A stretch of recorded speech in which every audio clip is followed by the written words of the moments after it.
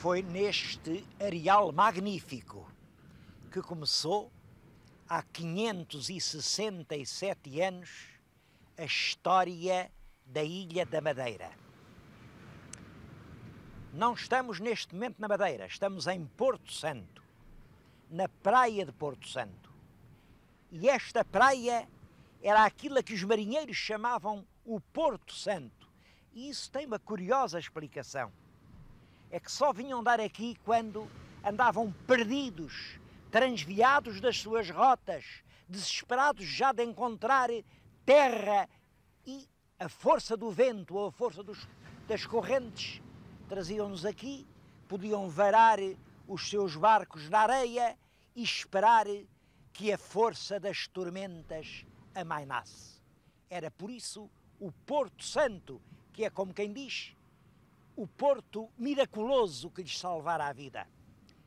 Bem, pois aqui chegaram também, no ano de 1419, dois escudeiros do infante Dom Henrique. Um era João Gonçalves. Ele tinha um problema num olho, era cego de um olho e por isso tinha uma alcunha, o Zarco. João Gonçalves Zarco. O outro era Tristão, simplesmente Tristão. Mais tarde juntou-se-lhes um terceiro, Bartolomeu Prestrelo.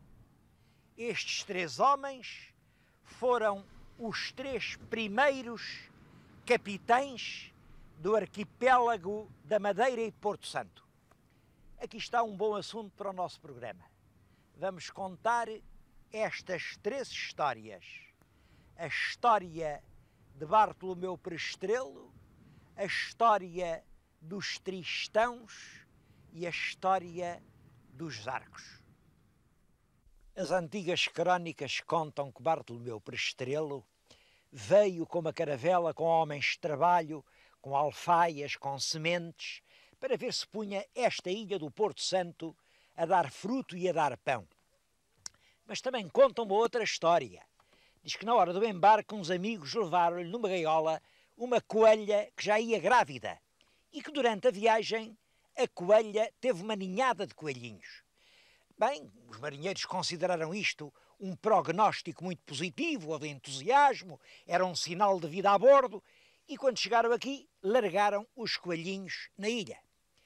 Como sabem, um coelho multiplica-se muito rapidamente, podem ter 8 ninhadas por ano, e as ninhadas são de 8, 10 coelhinhos. Em suma, diz que ao fim de 2 anos, a praga dos coelhos era de tal ordem que roíam tudo, não havia sementeira, não havia planta, não havia nada que se conseguisse aguentar, e Bartolomeu Prestrelo resolveu ir-se outra vez embora. É claro que esta história, que é realmente contada nas antigas fontes, pode ser verdadeira. Mas devo dizer que não eram precisos os coelhos para desanimar Prestrelo, por mais corajoso que ele fosse. Porque esta ilha tem, com todo o seu encanto, tem realmente sobre si isto. Não tem água. Nos anos em que não chove, a secura é completa.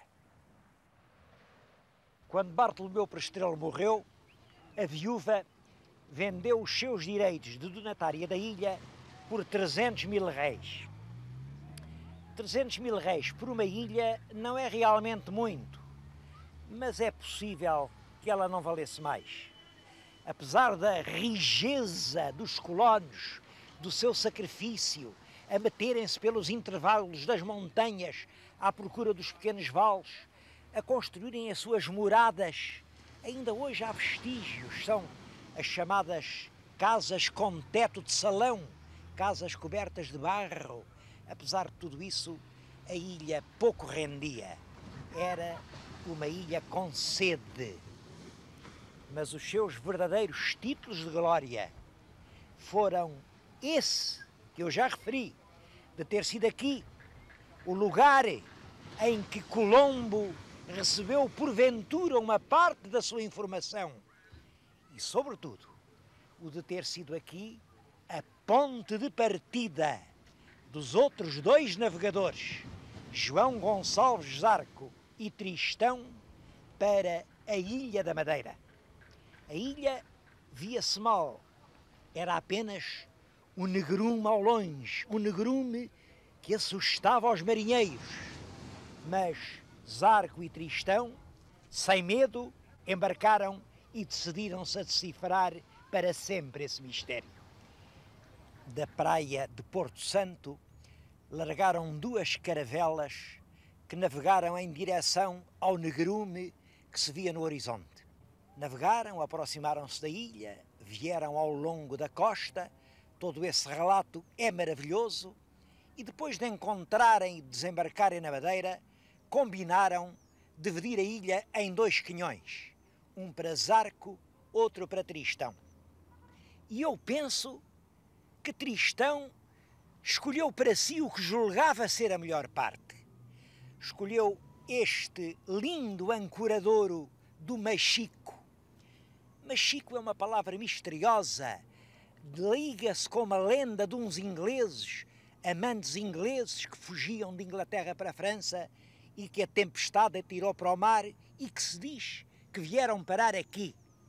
É uma história que já deu muito que contar e sobre a qual eu agora não vou entrar em pormenores. O certo é que Tristão escolheu aqui a Baía do Machico para fazer a sua vila a capital da sua capitania. Um bom ancoradouro, onde o navio se podia recolher com toda a facilidade e, sobretudo, um amplo vale de terra extremamente fértil, um vale que iria durante muitos anos ser uma grande fonte de riqueza. Apesar dessas condições tão favoráveis, o Machico nunca teve grande futuro. As coisas começaram a correr mal logo desde o princípio. O Tristão teve aqui uma ninhada de filhos. Teve 4 filhos e 8 filhas. E esses primeiros fidalgos da Madeira tinham o problema de casar as filhas. É claro que enriqueciam, o rei dava-lhes carta de brasão, eram nobres e ricos, mas não havia maridos para as filhas. O Zarco resolveu isso escrevendo ao rei e pediu 4 fidalgos para 4 filhas que tinha para casar. Aqui o Tristão, sabe-se que quando passava algum fidalgo na ilha, fidalgo ou que se dizia que o era, ele convidava-o para a sua casa, tinham ali. E a certa altura veio um tal Diogo Barradas, que Tristão, chamavam-lhe apenas o Tristão da ilha, convidou aqui para a casa do Machico. É claro que não tardou muito, como calculam, 8 filhas solteiras, o fidalgo fora de casa, e aconteceu o que tinha que acontecer. Aconteceu com uma mocinha chamada Catarina. E o Tristão ficou indignado, não gostou, sentiu-se ultrajado na sua honra de pai e foi às últimas consequências. Amputou cruelmente o convidado, isto é, cortou-lhe os órgãos genitais e mandou-lhe amarrar as mãos com ferros, mas com uma tal brutalidade que o homem ficou com as mãos paralíticas. Devo dizer que um donatário tinha muitos direitos, mas não podia fazer isto. Chamava-se a pena de talhamento de membro, e isso só o rei é que podia fazer. Tristão lá ficou no Machico e João Gonçalves Zarco veio no seu navio, navegando ao longo da costa, à procura de um porto de abrigo, de um surgidouro, onde ele pudesse meter o seu barco. Julgou encontrá-lo aqui, neste ponto em que nos encontramos. Havia uma enorme caverna marinha, os nossos marinheiros penetraram lá e viam que estava cheia de lobos marinhos. Os marinheiros portugueses divertiram-se a exterminá-los, diz que tiveram com isso um grande prazer. E João Gonçalves chamou ao lugar a Câmara de Lobos. O que é curioso é que a partir daí João Gonçalves passa a assinar João Gonçalves da Câmara de Lobos. Eu suponho que isto só tem uma explicação. É que ele terá, durante os primeiros anos, habitado neste lugar. De outra maneira, é difícil que ele tenha escolhido o nome de uma caverna para apelido. O certo é que a tradição não é aqui, à Câmara de Lobos, que liga a primeira moradia de Zarco. É já ao Funchal. É no lugar onde hoje está a ermida de Santa Catarina que vamos visitar. Foi exatamente neste lugar que a cidade do Funchal nasceu. Zarco, vindo da Câmara de Lobos, escolheu esta região como melhor por qualquer razão e sabe-se que teve aqui a sua primeira casa. Devia ser uma casa humilde, teto de barro, mas aqui lhe nasceram os filhos. Aqui viveu com a sua mulher, a capitoa Dona Constança. Daqui partiu o grande esforço que arroteou a ilha, que devassou esses montes. Foi aqui, segundo a tradição, que ele mandou atear o incêndio.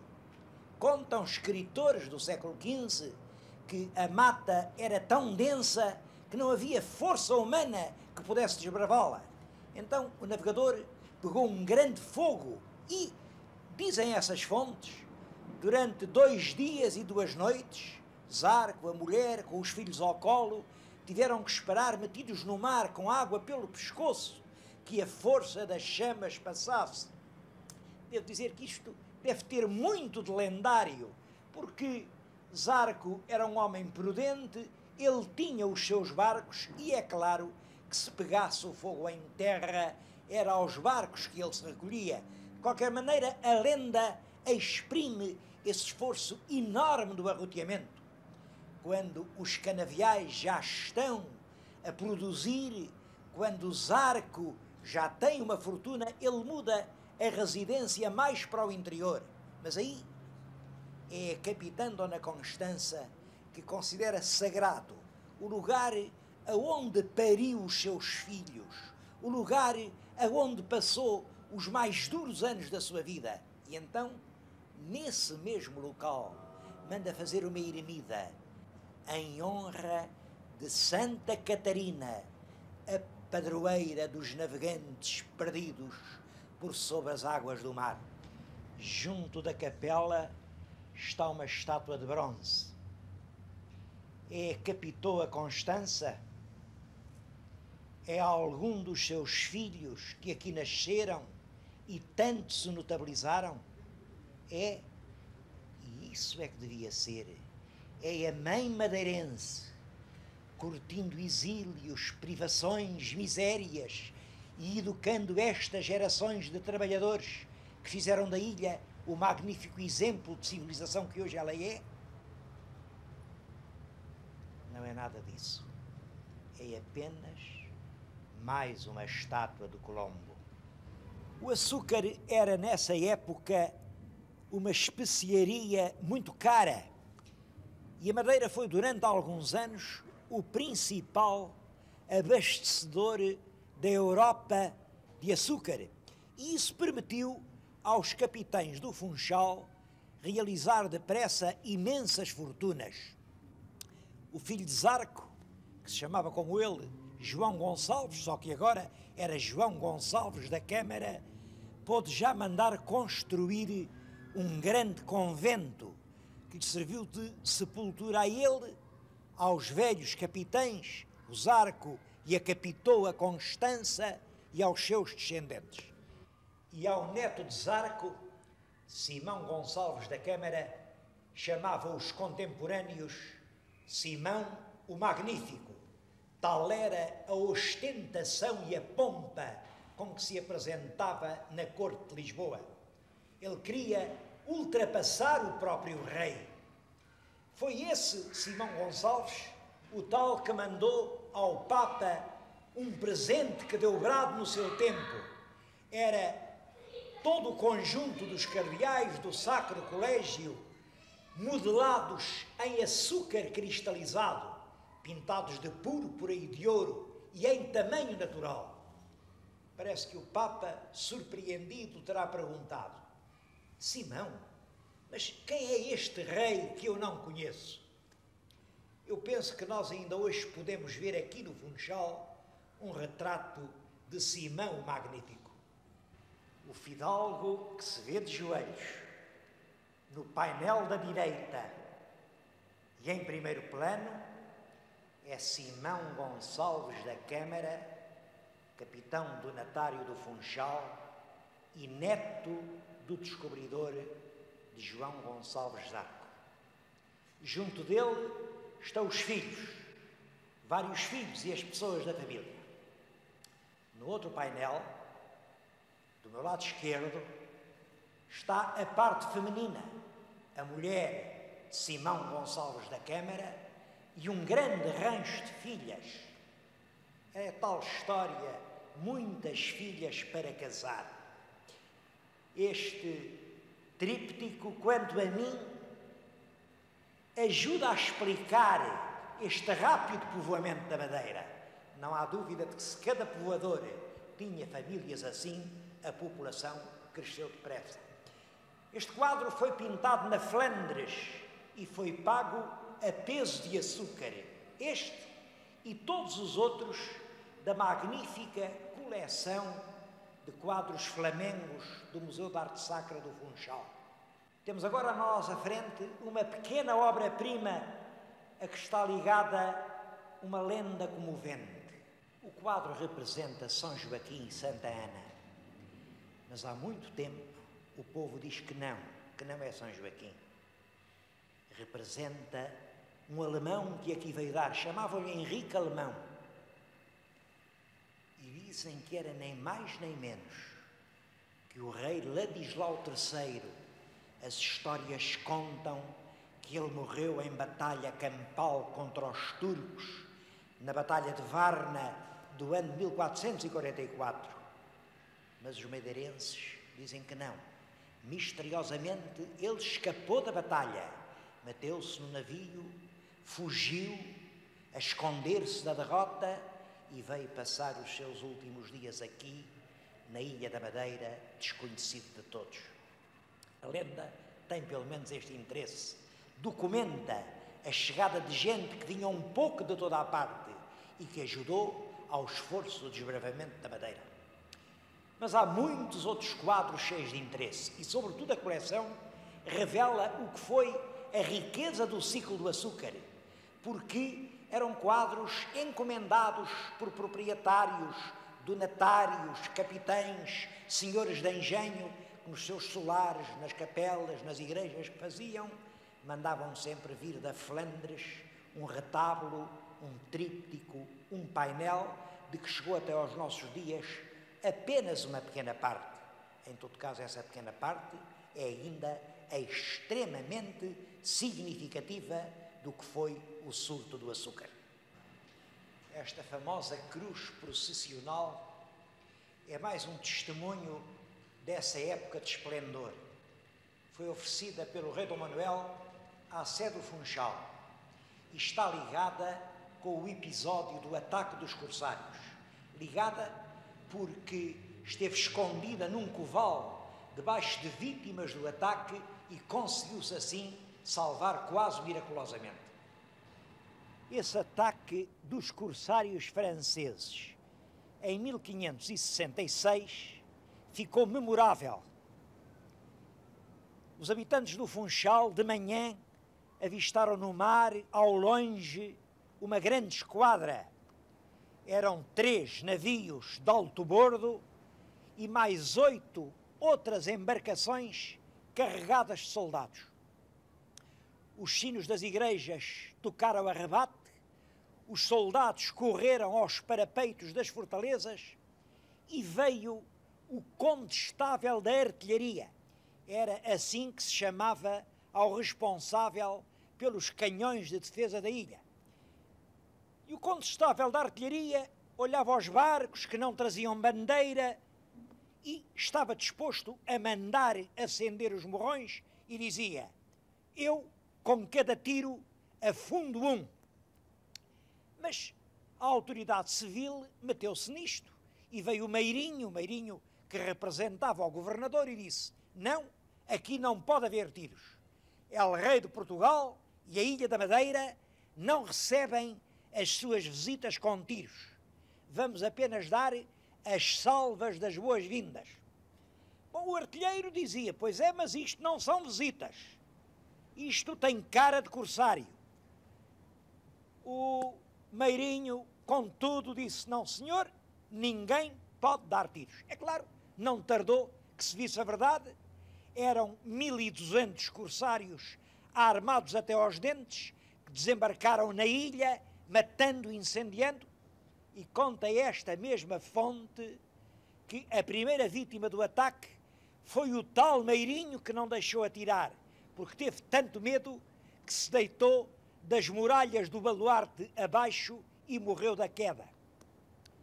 Os franceses, durante vários dias, saquearam tudo, queimaram tudo, fizeram centenas de mortos. E quando abandonaram a ilha, as ruas tinham um fedor de cadáver e a cidade parecia uma cidade moribunda. Não era. Não tardaria a renascer com uma riqueza nova, a riqueza do vinho da Madeira. As descrições desse ataque de corsários fazem uma queixa curiosa. Diz que os franceses, o vinho que não puderam beber, entornaram-no, deitaram-no a correr pelas valetas das ruas. Realmente, já então estava a nascer essa grande riqueza que era o vinho da Madeira.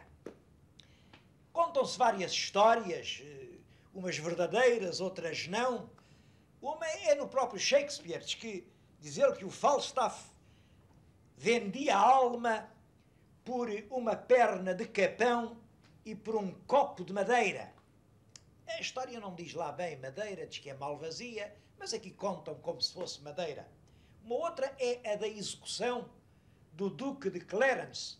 Ele conspirou contra a coroa, foi condenado à morte, mas deram-lhe um privilégio. Enfim, era Duque, tinha direito a um privilégio. Era escolher o tipo de morte. E parece que ele escolheu morrer afogado numa grande cuba de vinho da Madeira.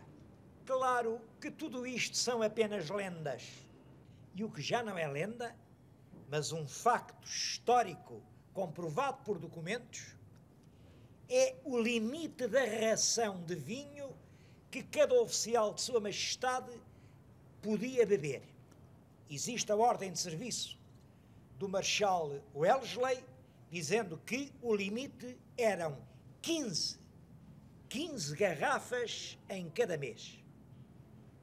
O valor comercial do vinho e a importância da ilha como escala geográfica depressa despertaram o interesse dos ingleses que, a partir do século XVII, estão instalados aqui na Ilha da Madeira.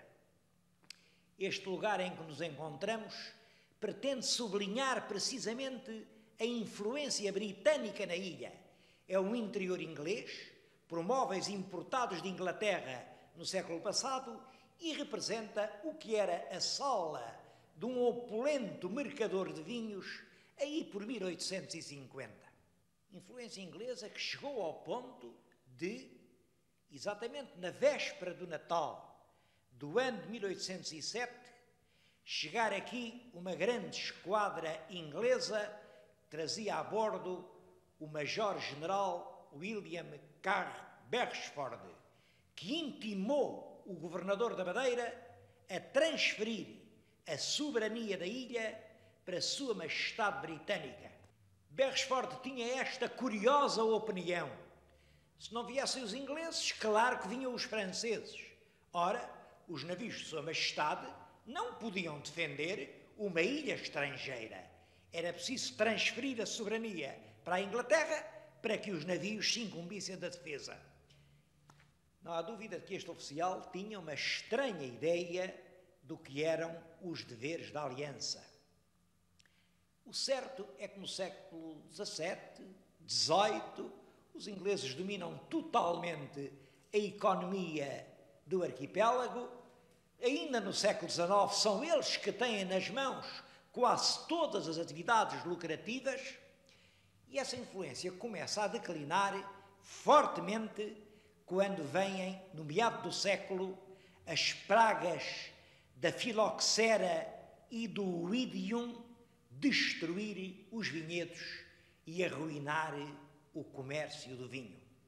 Mais uma vez, o véu de uma grande decadência parecia descer sobre a Madeira, mas uma vez mais a ilha ia encontrar em si as forças para renascer.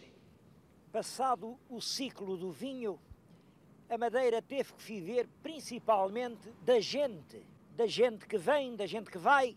A gente que vem são os turistas, a gente que parte são os imigrantes. O turismo é muito antigo na Ilha da Madeira e hoje o turismo está em pleno desenvolvimento. Mas há também a imigração. Desta ilha se pode dizer o que o padre António Vieira dizia de Portugal. É um palmo de terra para nascer e o mundo inteiro para morrer. Diz-se que há hoje 1 milhão de madeirenses. Para esse 1 milhão, só uma quarta parte tem lugar aqui. Os outros andam por longe. Que futuro para essa gente! Eu creio, aliás, que a imigração não é futuro para ninguém. E acredito que o homem da Madeira, que ao longo destes séculos soube sempre encontrar a solução nova, audaciosa, de acordo com a força dos tempos, é também agora capaz de encontrar novas fórmulas que permitam a todos os madeirenses viver na sua terra. Será essa a Ilha da Madeira do futuro.